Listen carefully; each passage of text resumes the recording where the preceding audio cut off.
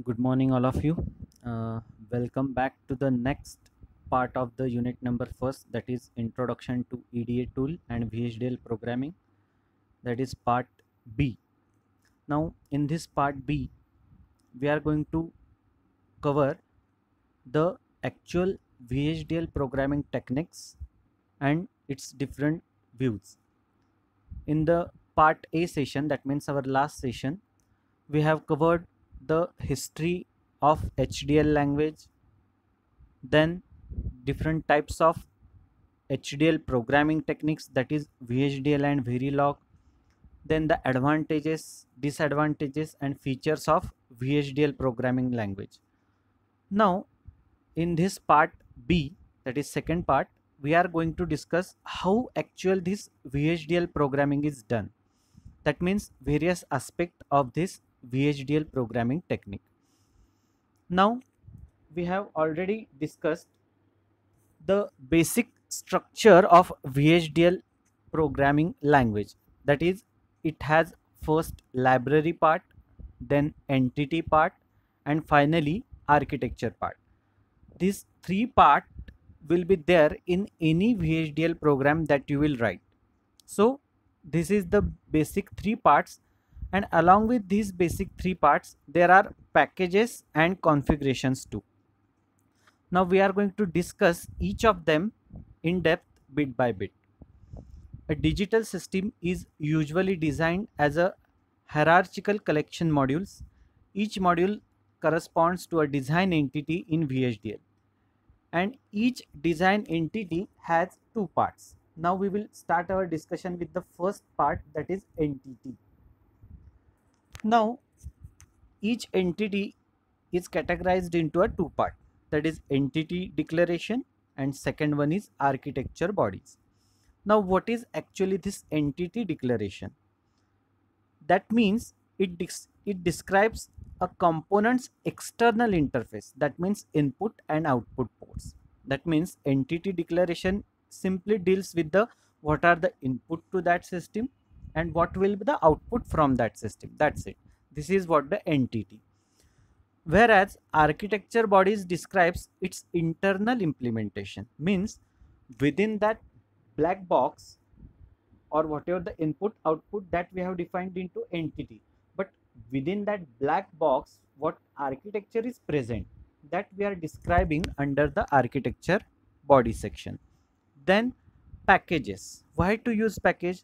Because that holds a global information and that can be used several entities. Means once you have defined the package, that several entities can use that global information many times, whatever defined in the package. So package is also important. Now what do you mean by configuration section? That binds component instances of a structure design into entity architecture pair. That means the entity, that means the input output, and architecture means the inside that black box. Someone has to tie up that input to the internal system and again to the output. The configuration part does that. Now what about libraries? So simple, the library is several library units, each of which is compiled and saved in a design library. That means library holds all information about your design. That means the text file, your RTL schematic, your packages. Library holds all packages, and with the use of that packages you are writing your VHDL code. You are first defining the entity, that means input output, then you are writing the architecture, that means how that input output processes with each other or connected with each other, or what is present in that black box that is defined under architecture part, and you have to connect that input to the system and again the output to also system. So you have to use configuration also. So entity, architecture, configuration, packages and library, this total forms any VHDL program body. I hope you understood this. Now we will discuss the next part, entity declaration. Now we will see this part in detail. Now what do you mean by entity declaration? the entity declaration provides an external view of a component but does not provide information about how a component is implemented. As we have already discussed, entity means simple. You have to define what are the inputs to that system and what are the outputs from that system. But whatever implementation within that system, entity does not hold any information about the black box part. That means about the system information. That entity holds only input and output. Now, this is the typical syntax to define entity. So this slide shows a typical syntax to define the entities, and also when to use the square bracket, when to use a colon and a line, and when to use a curly bracket. That also has some meaning. So square bracket denotes optional parameters. Colon and dash line denotes it's a vertical bar, indicates a choice among alternatives. And the simply whatever you are defined in a curly bracket, that denotes a choice of none. One or more items can be made. So square bracket, vertical bar and curly bracket. So these three has their individual meanings and you have to go for the respective declaration. So this slide shows a typical declaration of entity or typical syntax for entity declaration. Now, what do you mean by generic declaration? Now we will study a different type of declaration, that is generic declaration. Now what it means? The generic declaration declares constants that can be used to control the structure or a behavior of an entity. That means it is used to define a structure or a behavior of the entity. So to define that, the generic declaration is used. Now again, this slide shows the syntax of generic declaration. Generic in a round bracket, constant name means whatever the constant you want to use, its type and its value, round bracket closed, and put a semicolon. Semicolon is very essential, that indicates the end of the statement. Where constant name specifies the name of generic constant, type specifies a data type of constant, and value specifies the initial value for a constant. So constant name specifies the constant, that means whatever you want to use. Its type means which data type you want to allocate to that constant, that defines the type, and value defines the initial value for that constant. So this is how the generic declaration is made. Now port declaration. So first we have studied the entity declaration, its syntax, then generic declaration, its syntax. Now we will discuss the third one, that is port declaration and its syntax. Now the port declaration specifies the input and output ports of the entity. Port means in the port declaration, the input and output port to that entity is defined. Now again, there is a syntax to declare a port. So it is given in the slide. Port name, then mode, type and its initial value. Now what do you mean by port name? That specifies which port is allocated. Mode specified direction of the port signal, that means whether it is input, whether it is output, or whether it is bidirectional. Then its type, that means which data type it is, and the initial value, that means whatever the initial specific value that port has. Again I will repeat, we have already discussed this while discussing the features of VHDL programming language, that it is not case sensitive language. So here is example we have given. So you can define either a capital letter or small letter, doesn't matter, because it is not case sensitive language. So point is to remember that VHDL is not case sensitive language. Now this is about port declaration. Now what are different types of modes? That means, what do you mean by in mode? That means input mode.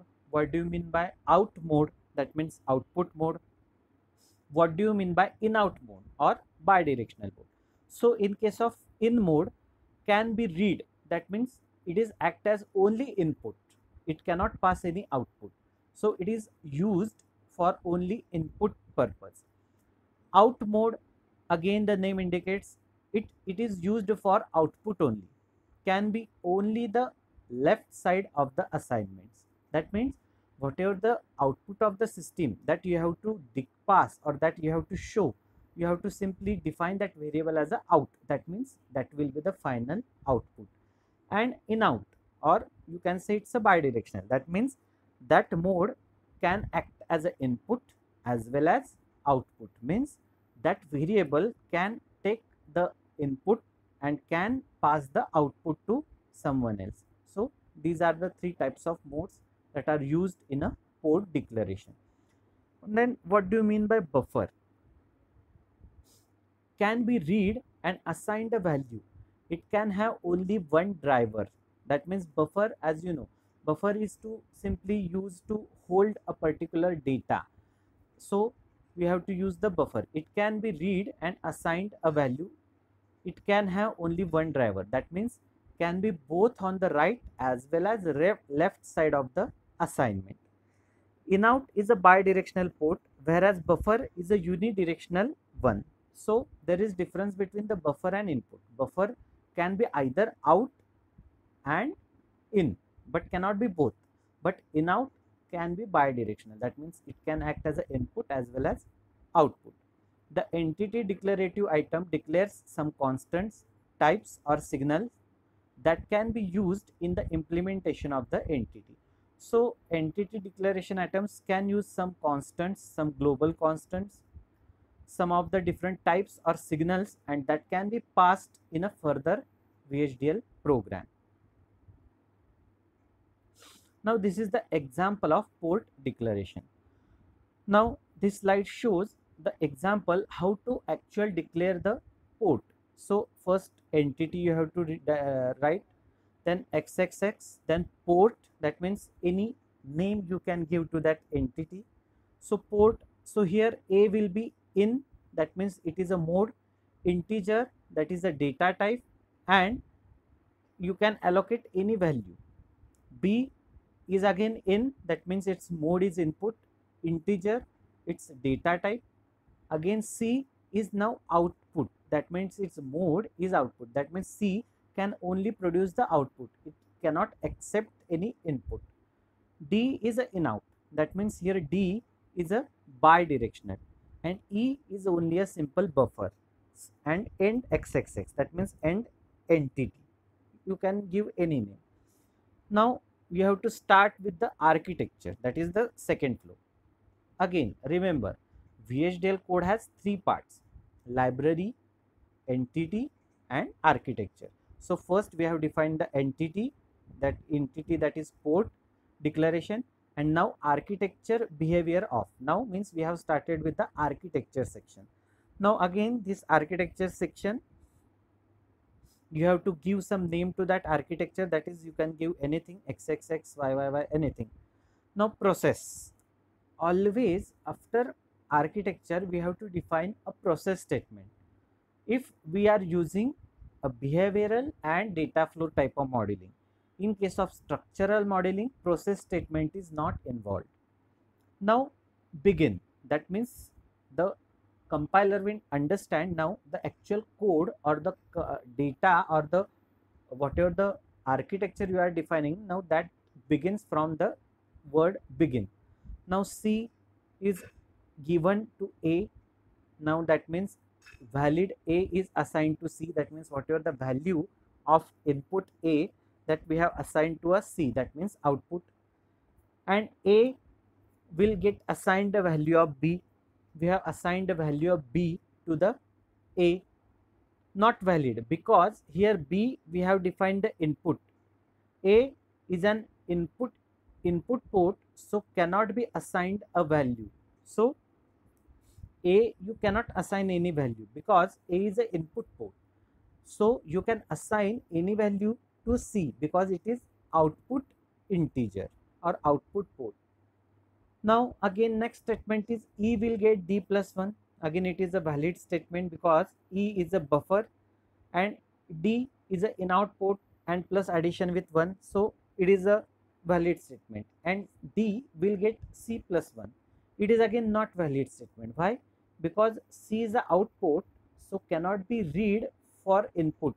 C is on the right side, so C means the output port you cannot assign any value that is used for in out port, and for input port also you cannot assign a value of same input port. So that point you have to remember.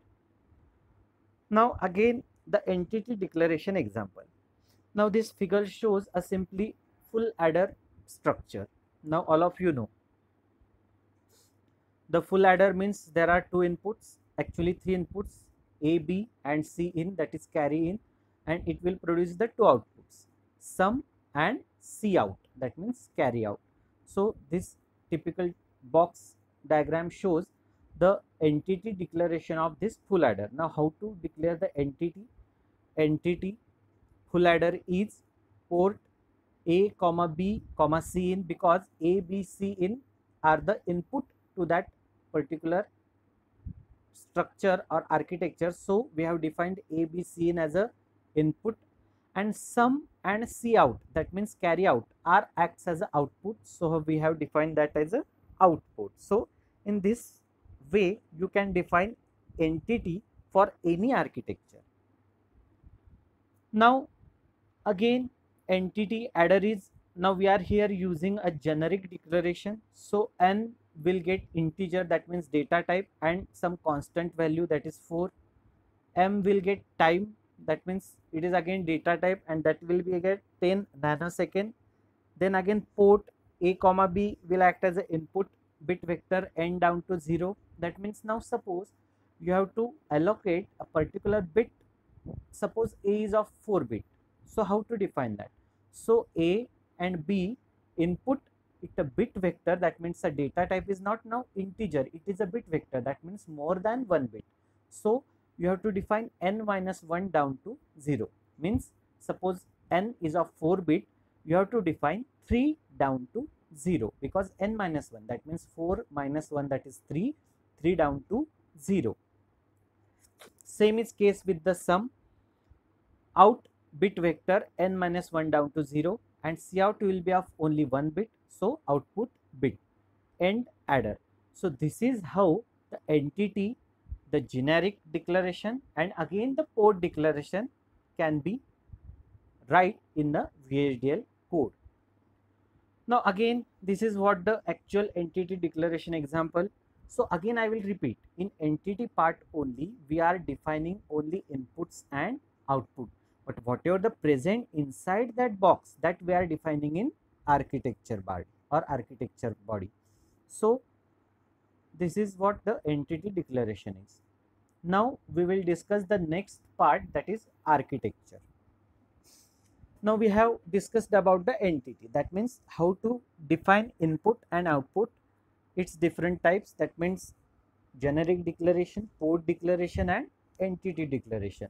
Again I will repeat, in entity only we are defining the inputs and outputs to the system, but whatever the present within that system, that we are defining under architecture part, and that now we are going to discuss. Now in case of architecture, that provide the internal view of an entity, that means for which the input and output we have defined, whatever the inside that box, that we are defining or that we are designing in this architecture part. An entity may have more than one architecture, that means with the same entity you can use or you can write a different architecture part. It defines the relationship between the inputs and outputs of the design. Entity which may be expressed in terms of behavioral style, data flow style and structural style. As we have discussed in our last video session, as I told you, there are 3 different programming styles you can use in a VHDL. First is a behavioral programming style or behavioral programming model. Second is a data flow programming style or data flow programming model, and third one is a structural programming style or structural programming model. So these are the three basic styles that are used to write architecture part. Now, an architecture determines the function of an entity. It consists of declaration section where the signal types, constants, components and subprograms can be defined or declared, followed by the collection of concurrent statements. So in this architecture part, mostly the all statements are concurrent. Now this is what the syntax for defining architecture. So first architecture, then the architecture name, that means whatever you want to name your architecture. For example, full adder, that you can write as a full add, right, of entity name. So whatever the entity you have defined before architecture, so entity name will come here. Again architecture, then declarative part, means if you have to use a process statement, if there is a behavioral and data flow model you have used, and process statement will not be there if there is a structural style of modeling you have used. Then begin word will come. Begin means that the indication, so your actual program or your actual implementation of that design, that begins. And finally the end architecture, whatever the architecture you are declared, you have to end that architecture followed by semi comma. That means that semi comma is very necessary in this VHDL programming. That indicates end of the that statement. Whatever the particular code line you have written, you have to put a semi comma. That means that get ends with that particular statement. So semi comma is also very important. Now we will discuss the first, that is behavioral style of modeling. So as we have discussed, the architecture can be declared or defined or implemented with three different techniques: behavioral style, structural style and data flow style. So first style we will discuss, that is behavioral style modeling.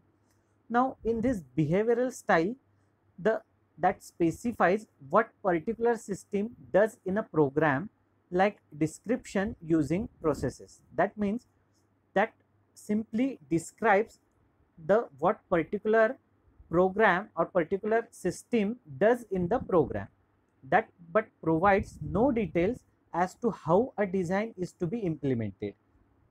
The primary unit of a behavioral description in VHDL is a process statement. So whatever the process you are defining under, after begin, the program that will process on only the variables that you have defined in a process part. That means now we will discuss that with example. Now see, here we are defining the architecture for full adder. Now in a process part we are defining A, B and C in. That's it. That means whatever the now program that will process on A, B and carry in part. Now begin. Now here actually we are defining the different cases or different loops or different constant signal, etc. If A is equal to 0 and B is equal to 0 and C is also equal to 0, then sum will get 0 as well as count C out, that means carry out, will get 0. Now this is how we are declaring or we are designing using a behavioral style modeling. Now again I will repeat, see, in this begin part or in this programming part, nowhere we are defining or describing details about a design. We are simply describing a behavior of the system. That means what is the behavior here? If the A, B, C, then circuit will behave and it will produce sum as a 0 and C out will also as a 0. That means the actual, as name indicates, we are defining the behavior of a system. Simply, we are not designing any Boolean expression or any mathematical part here. So in this is the example of behavioral style modeling. Now again, else if, we will continue with the last program. Now else if A is equal to 0, B is equal to 0 and C is equal to 1, or A is equal to 0, B1 is equal to 0 and C is equal to 1, or A is equal to 1 and B is equal to 0 and C is equal to 1, then sum will get 1 and count will get 0. Means we are actually just ordering the system provided that what are the different bits and how you have to behave. That means if A is 0, B is 0 and C in 1 or the next two conditions, then system has to produce sum as a 1 and carry out as a 0. That means we are simply defining a behavior of the system. That means particular if this happen, you have to behave and produce this output. This is all about the behavioral style of modeling. So you can go through the further example. Now next type comes, that is data flow style of modeling. Now what happens in this data flow style of modeling? A data flow style specifies a system as a concurrent representation of a flow of control and movement of data. That means in case of data flow, we are defining a concurrent representation of a data or flow or its flow. It models the information flow and data flow behavior over comparators, decoders and primitive logic gates. The example below listed are architecture data flow entity of full adder. Now again we will define or we will illustrate the same example of full adder with data flow style modeling. Now how to define architecture or that particular program with data flow style modeling? So here is the example. Again first you have to define the architecture. Now after begin, we are assigning a data flow. That means how data flows from one input or one variable to other variable. Again I will repeat, in case of behavioral, what we are defining, we are forcing that particular input or output, or we are assigning that input and output with particular bit. That means if A is 0, B is 1, then produce sum is 0 and sum is 1. That means simply we are defining its behavior. But in case of data flow, we are defining a flow of data. Means what? A sum will get A XOR B. Means sum will get XOR of whatever the value of A and whatever the value of B, it will get XORed and that will get assigned to a sum.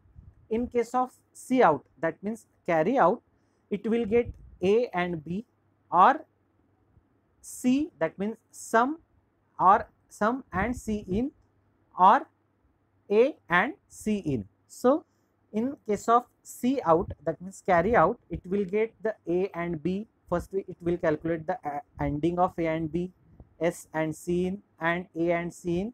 Then after ANDing all three terms, again it will OR the all three terms, and that final answer will get allotted to a C out. That means carry out term. So this is all about the data flow style of modeling. Now what is there in a structural style modeling? Normally in a structural style that does not use process statement. So this is a key point to remember. Means in case of structural style of modeling, the process statement will not be there. Now what is there in a structural style of modeling? A structural style defines the structural implementation using component declaration and component installation. The following example shows a structural style of modeling. Now again we will take an example of half adder. Now first we have to define this architecture that we have already discussed. Now this is how we have to define the architecture by using structural style of modeling. So simply you have to write a Boolean equation for the sum as well as carry. That's only included in structural style of modeling. That means you need not to take care of a behavior of that particular system, or even need not to take care of how data flows. You have to simply write the final Boolean expression for the input and output. Internally that structure will get calculate all the intermediate signals. It will calculate that, and finally after calculation of that Boolean equation or expression, it will simply allocate to the output. So in case of structural style of modeling, a simple input and output Boolean equations you have to write, and that is there is only in program. So now we have discussed the entity part. Now we have discussed the architecture part. Now we are going to discuss the next part of VHDL program, that is packages. Now what do you mean by packages? The primary purpose of a package is to collect elements that can be shared globally among two or more design units. That means, as we already discussed, packages contains the global information. That means different globally included data types, constant, subprogram specifications, all that contains or that can be stored into a package, and that can be used for among different, that means one or more design units. So one package can be used for more than one design units at a time. A package may consist of two separate design units: package declaration and package body. Now again, this package has two parts: package declaration and package body. A package declaration declares all the names of items that will be seen by the design units that used in the or that use that particular package. That means whatever the design, in that design whatever the package you are using, the package declaration means simply you have to declare that package. That means this package we are using, that's all. This is about package declaration. Now what is there in package body? So in a package body, that contains the implementation details of a subprograms declared in the package declaration. So in a package body, now whatever the package we have declared, whatever within that package is defined in a package body. For example, if you are using any arithmetic terms, so you are declared that arithmetic package. That means simply that indicates, okay, whatever the arithmetic operations or arithmetic subprograms, constants, data types are there in that package. Now whatever in that arithmetic declaration or whatever in that arithmetic package, that you have to define in a package body term or package body part. A package body is not required if no subprograms are declared in a package declaration.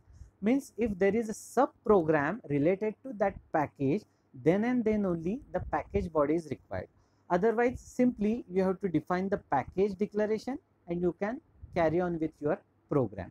So the separation between the package declaration and package body is required. So package declaration and package body, in that the separation between that two is highly essential. Now this is about the syntax used for the package. Now package, again you have to name that package. So package name is in curly bracket package declarative items end of package. Whatever the package you have declared, you have to end that package. In case of package body, again the package body name, package declarative items and end of package name. That means whatever the name you have assigned to a package body, you have to end with that name and followed by semi-comma. Again I will repeat, the semi-comma is very important. That indicates the end of the statement. Now this is example of how to declare a package. Now package, for example, underscore packages. That means now we are declared the package name is given is xpkg. Subtype integer is integer range from 0 to 255, that is constant 0, the data type integer and the initial constant is 0. Then procedure increment, again whatever the package body, that means declarative items that we are defining in that package term.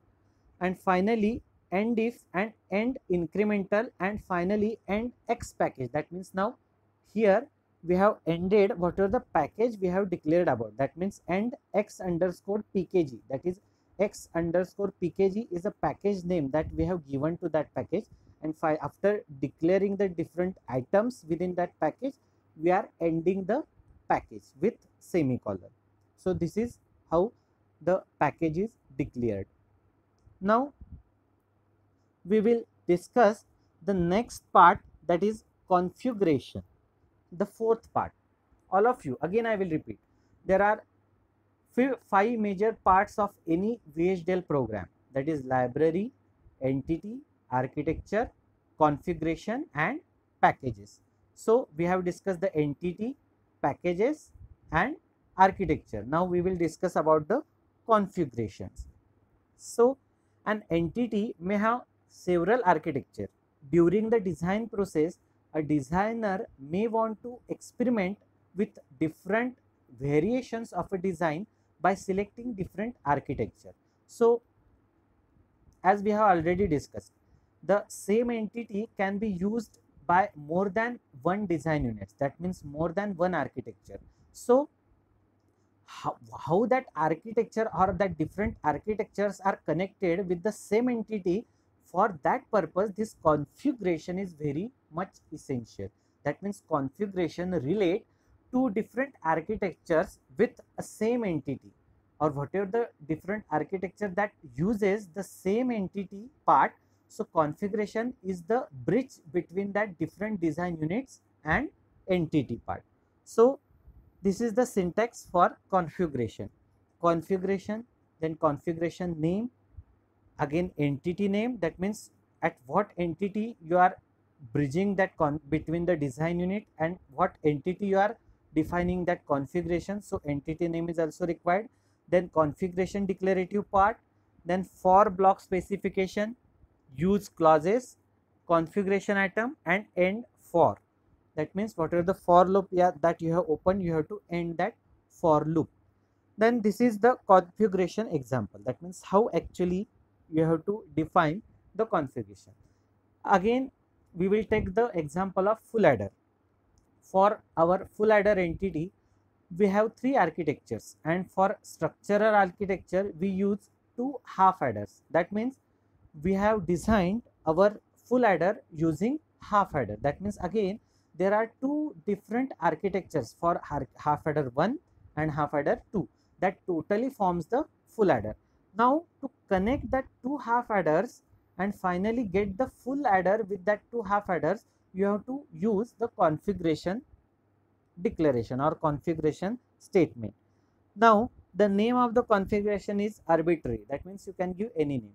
The structure refers to the architecture of entities full adder, because final structure is full adder that we are splitting into two different half adder structures. Assume that we have already compiled half adder and OR gate entity to the library, and half adder entity has got more than one architecture of which is structural. That means we are using the structural type of modeling and half adder entity and half adder program that we have already defined. Now how to define the configuration with this? Now that following box shows the use of configuration statement.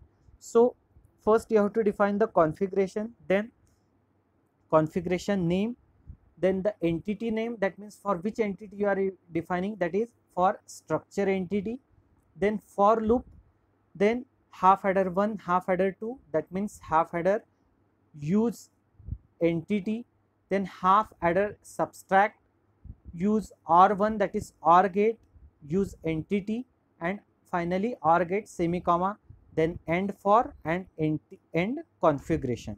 The configuration name is FADD underscore config. That is the name of configuration. So always the part is to remember whatever the you have opening, you have to close that with end statement and followed by semi-comma. So this is what you have to program any complex design using VHDL programming technique. So now next part is a design library. So already we have discussed there are 5 major parts of any VHDL program: packages, libraries, entity, architecture and configuration. So we have discussed 4 amongst them. That means we have discussed the entity, we have discussed the packages, we have discussed the configurations, and we have discussed the different architecture. So this design library part that we will discuss in our next video session, that is part C of unit number 1st. Till now, wish you a good day. Stay home, stay safe. If you have any queries related to part A as well as part B, that means whatever we have covered today in this part B, you can ask me through a mail or you can put your queries on the WhatsApp group. I will get back to you. Again, I will just summarize whatever we have discussed in this second part, that means part B of this unit number first. We have started with the basic parts of the VHDL program, that is libraries, entities, architecture, packages and configuration. Now we have started our discussion with the entities. So in that we have discussed the three types of entities that you can discuss, that is entity declaration, generic declaration and port declaration. Now we have moved towards the next part, that is packages. In that we have discussed the package declaration and package body. So package body is used when there is only existence of sub program is there. Means what? If you are using any sub program within the package, then you have to go for a package body part, or else you can skip that part. Then you need to declare only package. That means package declaration will be there. Package body will not be there if there is no if there is no sub program. Then we have discussed the architecture part. In that we can write the architecture or we can design any system using three different types of modeling, that is structural type, data flow and behavioral type. And also we have seen the difference between the behavioral type, structural type and data flow type. In case of structural type, the process statement is not used. In case of data flow and behavioral, only process statement is there. Then we have discussed the configuration part. That means if there are more than one architecture or more than one design units that are using the same entity part, then we have to connect that entity to different design units with help of configuration. So for that purpose, the configuration declaration is also very useful. And now we are coming to a fifth, but not the last but not the least, that is libraries part, that we are going to discuss in our third part, that is part C of unit number first. So this is all about the today's video session. Have a good day. Thank you.